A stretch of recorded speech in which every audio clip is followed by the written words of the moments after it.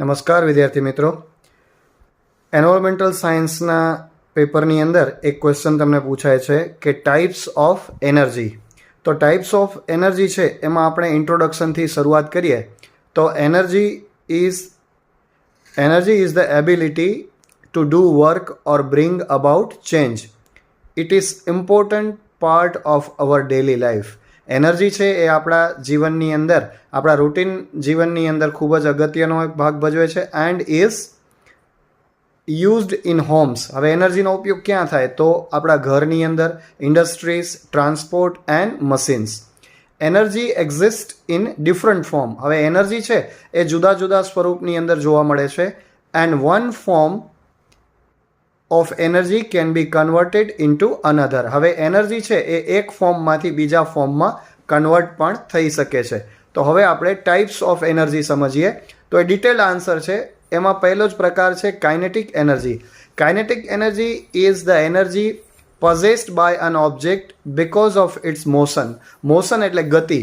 તો ગતિથી એ એનર્જી પ્રાપ્ત થાય છે. Any moving object has kinetic energy. કોઈ પણ એવો ગતિશીલ પદાર્થ છે તો એમાં કાઇનેટિક એનર્જી હોય છે. The faster the object moves. જેટલો પદાર્થ ઝડપથી ગતિ કરે છે the more kinetic energy it has. તો એનામાં એટલી જ વધારે કાઇનેટિક એનર્જી હોય છે. તો હવે એનું એક આપણે એક્ઝામ્પલ સમજીએ કે moving car, running person, flowing river અને રોટેટિંગ ફેન. તો આ એના એક્ઝામ્પલ છે. મૂવિંગ કાર છે, દોડતો માણસ છે, ફ્લોવિંગ રિવર વહેતી નદી અને રોટેટિંગ ફેન અને પંખો જે ફરે છે. તો એની અંદર એ બધા કાઇનેટિક એનર્જીના એક્ઝામ્પલ છે. નંબર 2 છે પોટેન્શિયલ એનર્જી. તો potential energy is the stored energy in an object due to its position.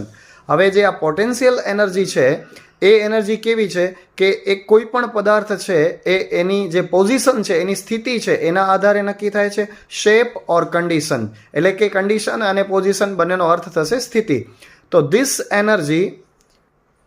Energy can B released to do work. હવે આ એનર્જી છે એ કોઈ પણ કાર્ય કરવા માટે વપરાય છે. એક્ઝામ્પલ છે કે વોટર સ્ટોર્ડ ઇન ડેમ. હવે ડેમમાં રહેલું જે પાણી છે. પછી સ્ટ્રેચ્ડ સ્પ્રિંગ, એટલે કે ખેંચેલી જે સ્પ્રિંગ હોય તે. લિફ્ટેડ ઓબ્જેક્ટ, કોઈ પણ ઓબ્જેક્ટ છે એને આપણે ઉચકીએ. પછી ડ્રાઉન બો, બો એટલે તીરની વાત છે. પછી નંબર 3 છે થર્મલ એનર્જી. એને હીટ એનર્જી પણ આપણે કહી શકીએ. તો thermal energy is the energy produced due to the movement of particles inside the substance. Substance એટલે પદાર્થ. એ પદાર્થની અંદર રહેલા એના અણુ પર આધાર રાખે છે. It is commonly known as heat energy. અને સામાન્ય રીતે એ હીટ એનર્જી તરીકે પણ ઓળખાય છે. હવે એના એક્ઝામ્પલ છે hot water, fire, steam, cooking gas, flame. આ બધા એ થર્મલ એનર્જી એટલે કે હીટ એનર્જીના એક્ઝામ્પલ છે. નંબર 4 છે chemical energy. Chemical energy is the energy stored in chemical substances. કે જે કેમિકલ સબસ્ટન્સ છે, કેમિકલ પદાર્થ છે એની અંદર રહેલી છે and released during chemical reactions. અને કેમિકલ રિએક્શન્સ જ્યારે થાય ત્યારે એ એનર્જી છે એ છૂટી પડે છે, એનો ઉપયોગ શરૂ થાય છે. એક્ઝામ્પલ છે food, batteries, petrol, diesel, call અને વુડ. આ બધા એના એક્ઝામ્પલ છે. પેટ્રોલ, ડીઝલ, કોલ એટલે કોલસો, વુડ એટલે લાકડું. નંબર 5 છે electrical energy. Electrical energy is the energy caused by the movement of electric charges. એટલે કે જે ઇલેક્ટ્રિક ચાર્જસ જે છે એની મૂવમેન્ટ આધારિત. ઇલેક્ટ્રિક ચાર્જસ એટલે એમાં જે ઇલેક્ટ્રોન્સ જે છે એ જેવા મૂવમેન્ટ કરે છે, ગતિ કરે છે, એના આધારે એ એનર્જી છે એ રિલીઝ થાય છે અને યુઝડ ઇન ડેલી લાઈફમાં એનો ઉપયોગ થાય છે. એના એક્ઝામ્પલ છે electric fan, television, refrigerator, mobile charger. ત્યાર પછી નંબર 6 છે light energy. Light energy is a form of energy that produces light. હવે લાઇટ એનર્જી છે એ લાઇટ ઉત્પન્ન કરે છે and help us to see objects. અને આપણને જે પદાર્થ જોવા માટે મદદરૂપ થાય છે. It travels in waves. અને વેવ્સ એટલે તરંગની જેમ એ ટ્રાવેલ્સ કરે છે.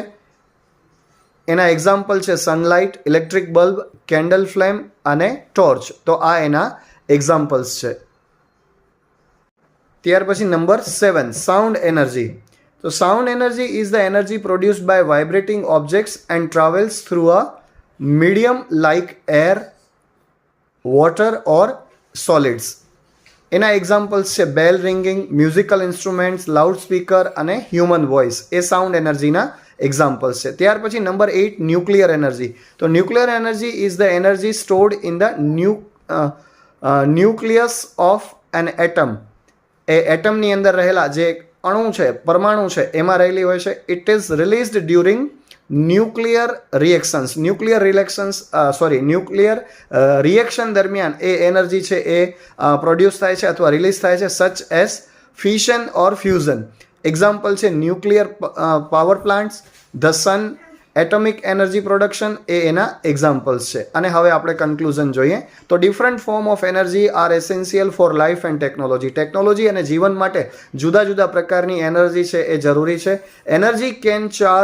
Energy can change from one form to another. Energy છે ને એ એક ફોર્મમાંથી બીજા ફોર્મમાં ટ્રાન્સફર થાય છે, helping us to perform various task efficiently. અને આપણને એ જુદા જુદા કાર્ય કરવા માટે અને અસરકારક રીતે આપણે જુદા જુદા કાર્ય કરી શકીએ એના માટે આપણને આ એનર્જી યુઝફુલ થાય છે. Thank you so much.